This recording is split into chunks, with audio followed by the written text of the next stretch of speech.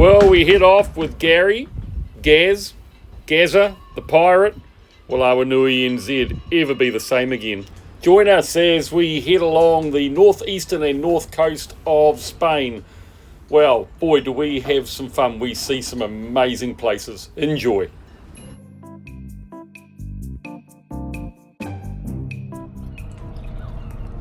Well, good morning, P&O Cruises from Corunna, and welcome. Look at the size of that thing coming in beside us. What if we wanted to go out now, Doc? I think we're in a bit of trouble there. There's no You think doubt so? about that one, yeah. Yeah, I don't think they'd like that, eh? Look, see the door open in the bottom of the boat there? Caught it, yep. Yeah, and up on the top there at the bow. It's pretty amazing, eh, how they manoeuvre those boats in. But what amazes me even more is that P&O Cruises are booking cruises into the Bay of Biscay in the winter. Oh, I well, mean, we're going to go through this. So. Yeah, and here's another cruise boat coming in out here, look. Well, this one's coming in stern first, though. Yeah, it's pretty clever, eh? Anyway, there you go. Welcome to Corunna. And I suspect a heap of them are going down to Santiago because the Camino is a big thing here. Okay. Because I can't think why they'd be coming into Corunna in the middle of the winter. Why do you think they're going to offload and start walking from here? No, they'll take them down there in buses, and okay. It's something to visit. It's world renowned, you know. So is that other boat coming in stern first as well? Hard to see from here. Yeah, that's his bow. No, that's the bridge. Yeah, we should be able to tell from the light. See his starboard light on the right side, so he must be bow first. And then you see the running light at the front, low down, and the running light at the back. At the back. Yeah, so he's bow first. Wow. It's a big ship, mate. Anyway, people. Beautiful. What a neat start to the day, eh? Okie doke, so we just started the plotters up, and they're basically just rocking backwards and forwards like that, like they're not comfortable with where their actual position or the heading is. And you see the heading bar up here is going left to right by about 10 degrees, but the bow's not doing that at all. We can't compare it with the compass, but if you look at the compass, this is normally, remember, out by 60 degrees because of all the electronics in here, and it's now only out by about 10 degrees or 15 degrees.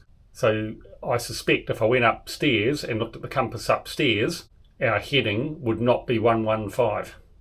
So what we'll do is go into here, we'll turn off, and then we'll power up again.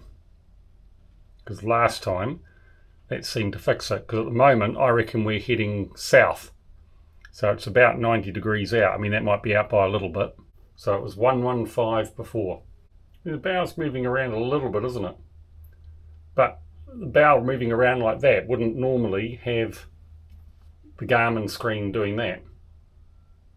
You know what I mean? Yeah. That's normally solid even if your heading's changing. But look at that, see that there? That's a lot. Yeah, you're getting 15 degrees and the bow's not moving that amount. So I'm going to go upstairs and I'm going to see what the compass is reading upstairs. Okay, there's the autopilot heading 119, same as the heading on the Garmin, which you'd expect.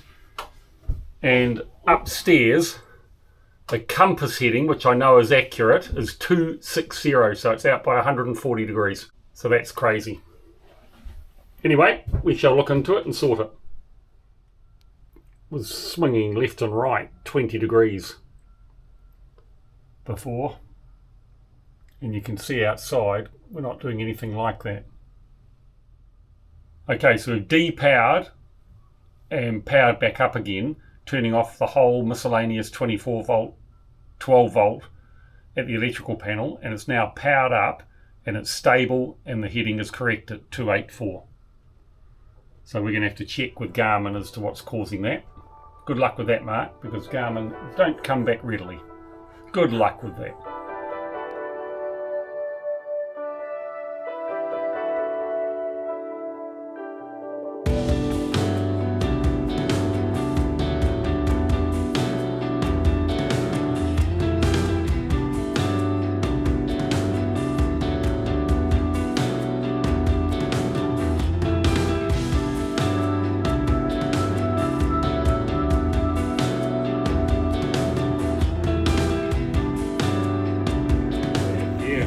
are leaving Corunna, and I just came off the pier and out into the general harbour.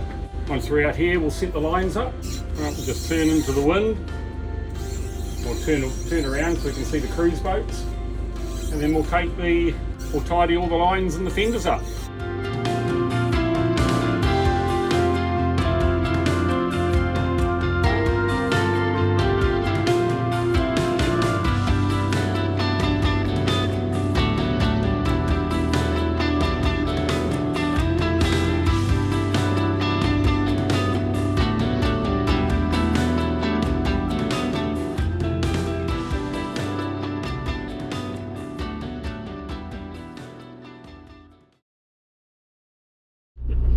Right, today we are going to Ria de Cedeira, and it's a lovely little spot in here that you can anchor in.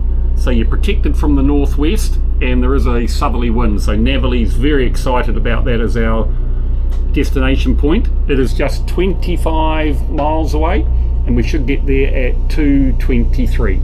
So here we are leaving Corunna, where we stayed. Beautiful town.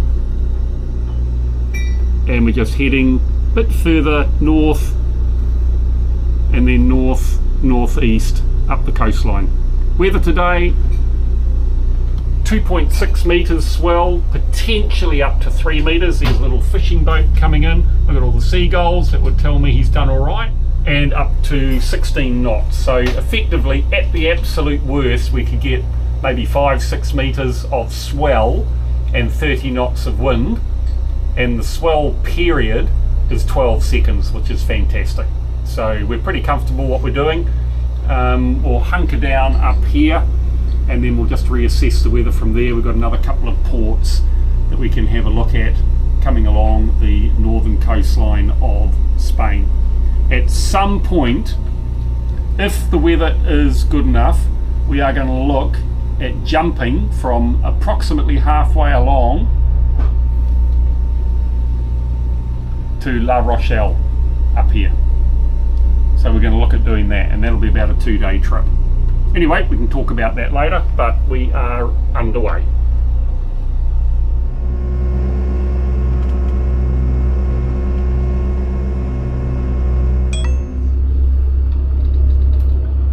Okay, there we are coming into the entrance to Cedeira.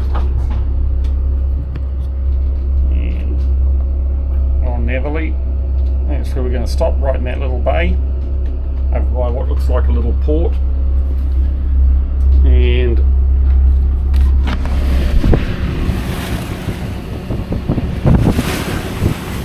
pretty lumpy out there, up to about 2.5 metres. Fishing boat coming in, that's always good to see, and a few reefs out there on the western side of the entrance. But about half an hour we should be at anchor. Alright, so discretion the better part of valor here. We've got a fishing boat coming in on the port side. He's clearly going into port, so we're just going to come around and basically follow him in. He's the local, currently in 11 metres of water. Out to the starboard side there, you can see where the incoming tide is probably hitting sandbanks, I suspect. 10 metres of water. Come around a little bit to starboard. Wonder what his day's fishing's been like.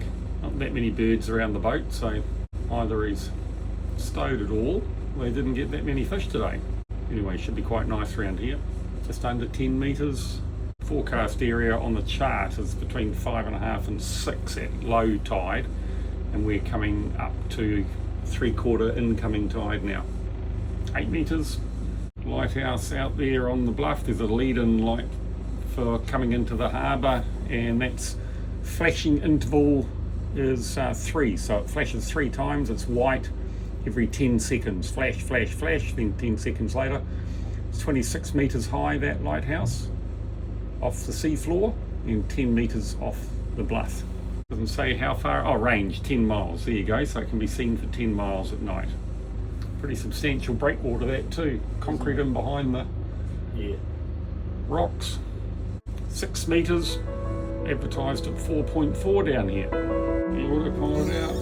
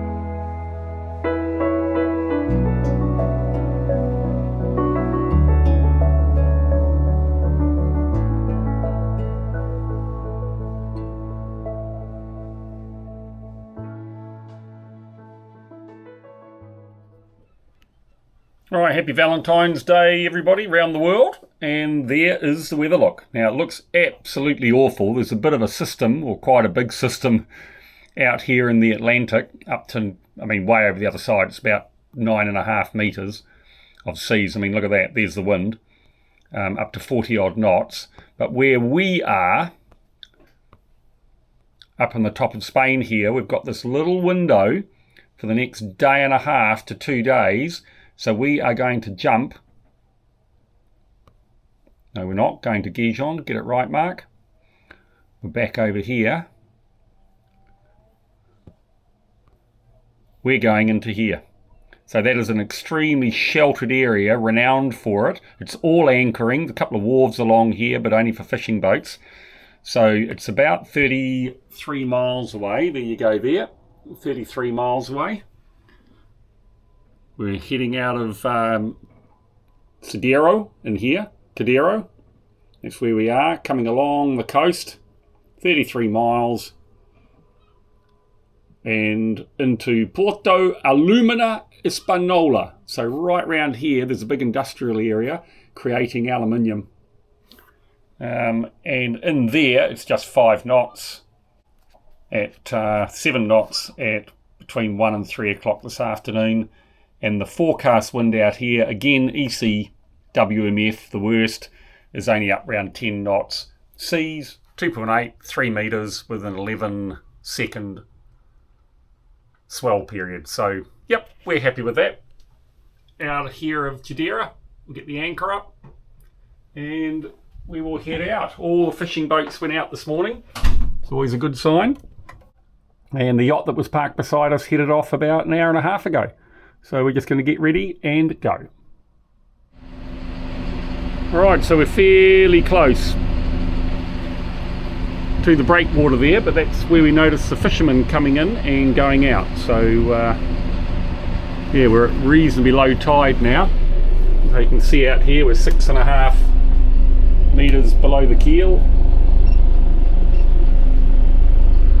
Come around another 20 degrees, so that's where the auto track wants to take us out. But yesterday we followed a fishing boat in along that little route there. But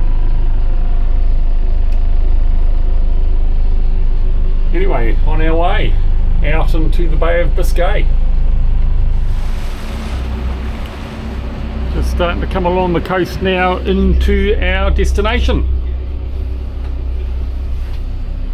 There she is there, Ensenada de San Cedeira.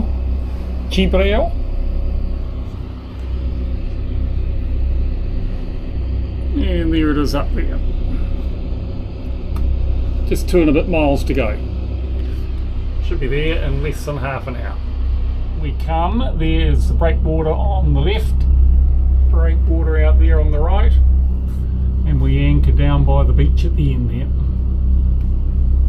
Looks very nice and settled in here.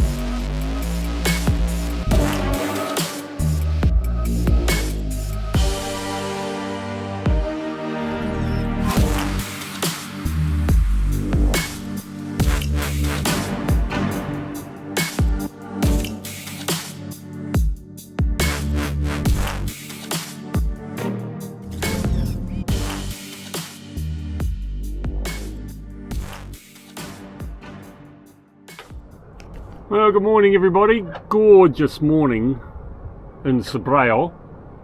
There's the aluminium smelter over there to the right, was well lit up all night.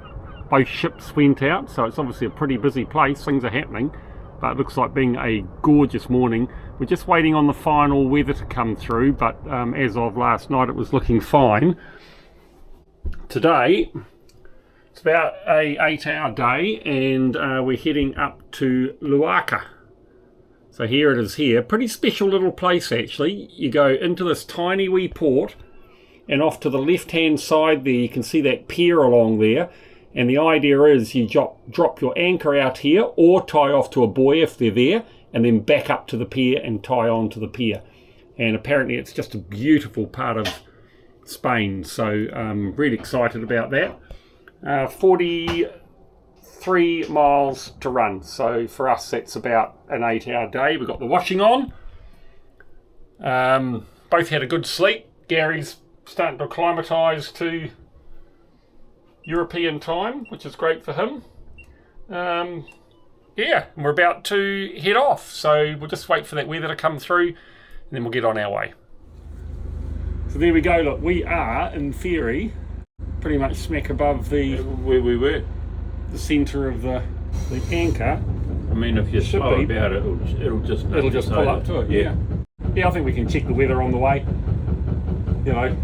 Well, we can see our way out. Exactly. And then if it's no good, we just come back. And up she comes. Right, a little bit of rubbish on the anchor, Gary said, so just got that off. So at the moment, it's just got us going out here and inside of that island there. Yeah, that one further out. It says to go south of it. It's all 15, 17 metres, whatever, through there, so I'm happy with that. Oh, this must be a little light, is it? That's a cardinal marker. Yeah, okay. So that'll... And I've got the autopilot in follow route, and again, to me, see, that just unloads me now, and I can just monitor what it's doing. Okay. As against the other one that we had yesterday. Which is heading. Is heading. Then you've got to keep altering it, whereas it's nice and calm in here, so in theory, it's just going to follow that line now, and you can see it goes right out through the middle, so I just monitor it. To me, it's... Yep. You know, you can always just under control. One button and you've got control again. Plus 8:15 underway. Yeah, what have we got there? 130 degrees. We're just idle forward, so that's all right. All right, so we've just downloaded the 6 o'clock weathers. You get them about 8:10, and it's ECMWF again, which is a conservative model. And here is the waves. And basically it's looking at 2.5 metres and a period of 12.8 seconds. Well, we noticed in by the coast the period's a lot less than that,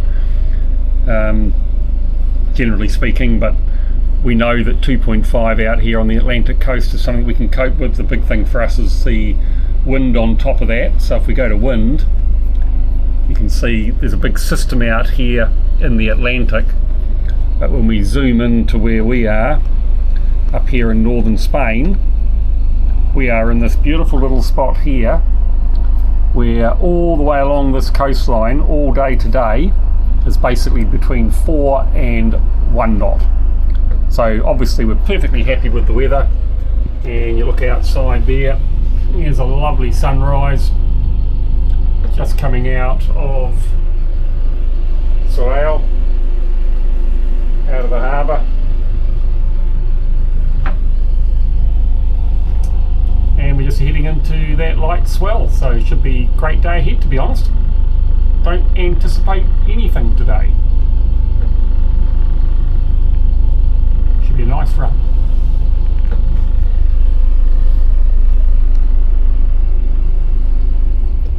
So quite interesting here, we've got the radar overlay on the map, so there's obviously picking up the coastline out here, these two islands up there ahead of us, and also on the chart, just of interest, this boxed area here delineates a anchorage, and it's generally those big ones. They're not for boats like us, they're for ships that are waiting to be serviced. So as we said before, we've got that big aluminium smelter behind us, and there are the 3 ships out there just beyond the island. You can see them in the middle of the screen there. And if we come back in, there they are on the chart. AIS is the green triangles, and then the radar returns on those 3 ships as well, all inside that boxed area. Beaut morning, beaut morning. It's going to be a great day. We might even go fishing, Gary. Happy for that?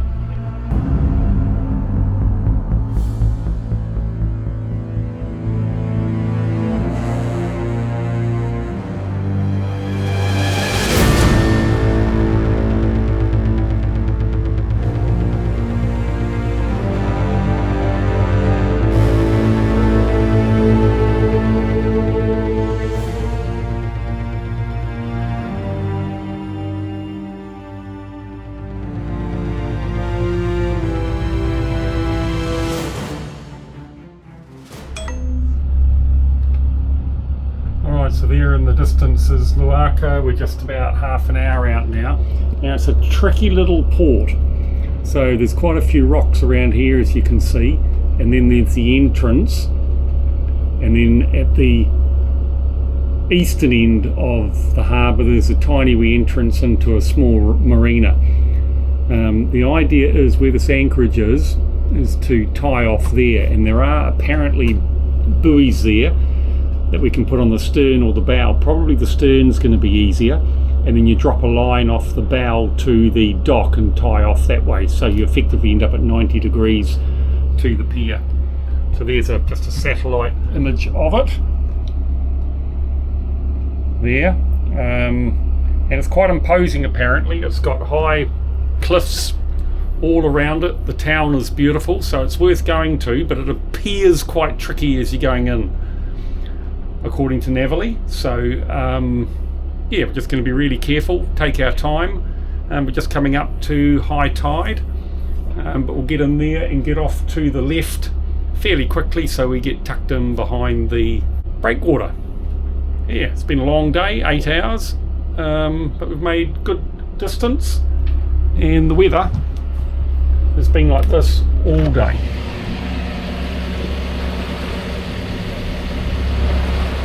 If we complained, nobody should listen. No luck with the fishing though, unfortunately. Never mind. Alright, so we're now just a mile out, and it is reasonably challenging by the look of it. There's a bit of a zigzag path going in. At the moment we're just heading towards that first line of rocks, but very shortly we head off to the starboard. And we just saw a local boat come out, which is always encouraging. It shows we're not the only people contemplating using it, and there's quite a bit of breaking water on the entrance to the right as well, but you can now see where the main entrance is. A very picturesque little town apparently. Cliffs all around, and once we get in there it's going to be a relatively small harbour, but looks pretty flat calm in there. Oh yep, there you go, Gary, look.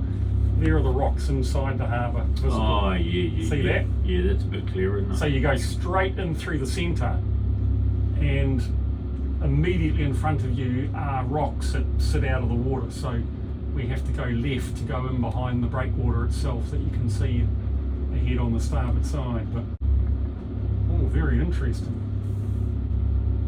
This is a little bit like Nazare. When I went into Nazare, where the big, 80-foot high surf is, yeah.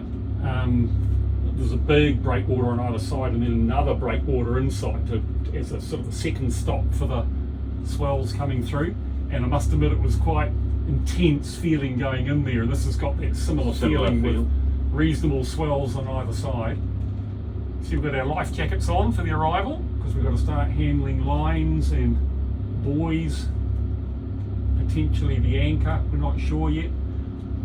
There's a little bit of discrepancy in the Navily write-ups about it as to what's available in there at the moment, so we're just going to get in there, get behind the breakwater where it's nice and calm, and then we can as to how we're going to go from there. So at the moment we're in follow route.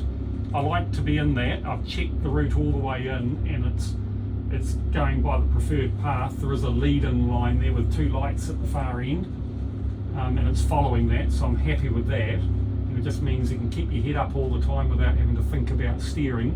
But one push button and the autopilot's out and you can take over the helm. Been a reasonably long day, eh? Yeah, but it's been a good trip though. Yeah, you're going to tell Good people you had to go off and have a wee nun-eyes? No, I wouldn't say something like that. I was just merely going down to check out the sleeping quarters. Ah. That's what I was You weren't up to. having a nan in that? No, well, Nana wasn't there. Ah, okay. Alright. So straight ahead of us, before those rocks, are submersed rocks. They come in here at night. I think that's fairly adventurous. Oh, that's spooky. Much more high cliffs than that around here, look. I think the trip up the coast here could be quite something. Okay, over on the left here, I'm going to go to sonar. Believe it or not, that out there on this side of the water is an anchorage as well. It could be fairly sporting, I suspect.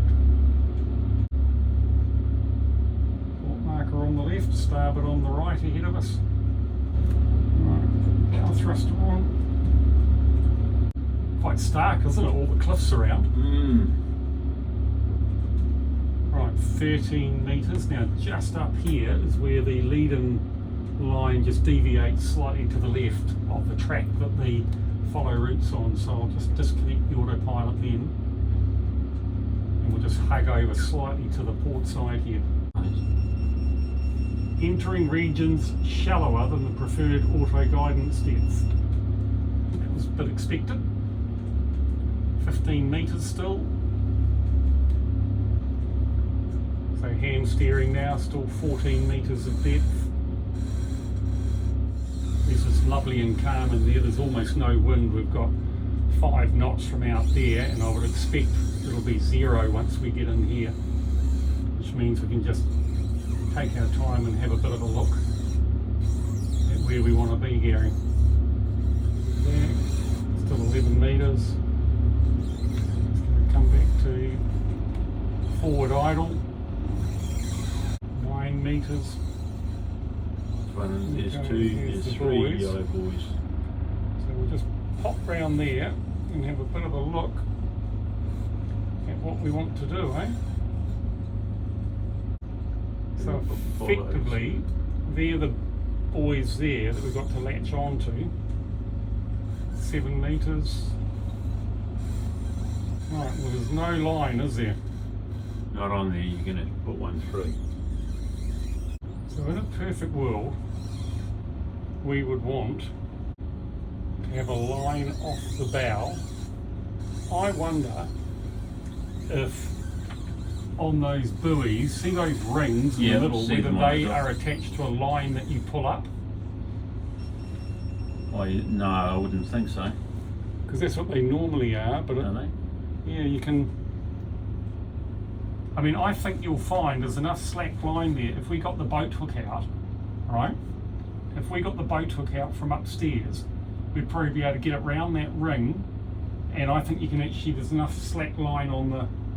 To lift the buoy to lift right the up. buoy up, and then, Yeah, but yeah, then also get a rope out and put it through it, and then let it drop down and tie it off on the front. You see what I mean? I'm right. So I'll just keep control of the boat. Yep. If you go upstairs, and in the locker up top, you'll see a boat hook with a red hook on it. In the locker. Yeah, and then you'll need a. You've got a line in the. Oh no, get one of the lines. No, get a line out of there. Yeah, in the that front. one. Yeah. So I'll just hang around here, mate. There's no rush, eh? It's going to be interesting. So effectively, we've got these buoys, whatever you want to call them, out there. And the challenge is to get a line down and through that ring on the top of them, and then back up over the top to tie off onto our cleats at the front there in order to hold the bow. And then we can let the stern swing around, and we then have to get a line attached to the shore. And apparently they had some rings that went up and down, but I can't see those, so I think we're probably going to have to tie off towards one of those bollards on the stern.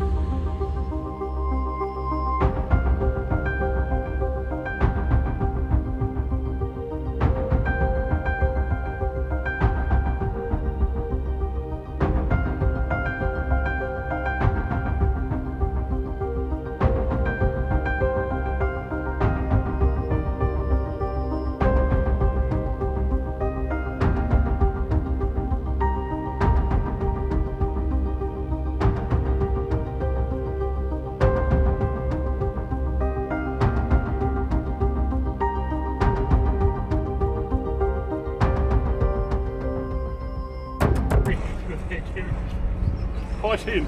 Right, okay, so now what I want to do now, Gary, is just test